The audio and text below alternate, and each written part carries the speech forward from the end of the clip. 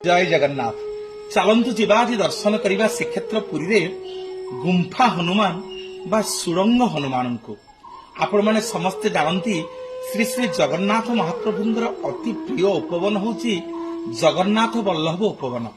ये जगन्नाथ वल्लभ उपवन रे हनुमानंकर माँ देवी अंजनांकर गोटे सुंदर पाषाण मूर्ति अच्छी जोठी करुणामयी हनुमानंकर माता श्री अंजना देवी पूजा पाती।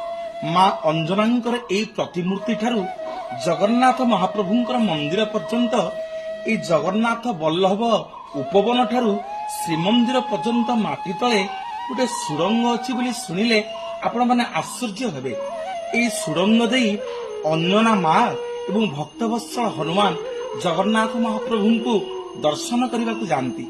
ए जगन्नाथ वल्लभ उपवन रे ए गुंफार मुख्य द्वार रे 8 फुट उच्चतार ए हनुमान विराजमान करिसंती जाहुंको ना होचंती सुरंग हनुमान बा गुंफा हनुमान।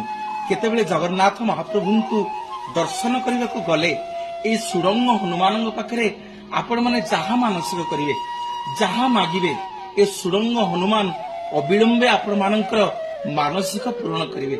श्रीक्षेत्र जगन्नाथ धाम रे जुआड़े देखिवे भक्त वत्सल हनुमान भगवान कथा देइतिले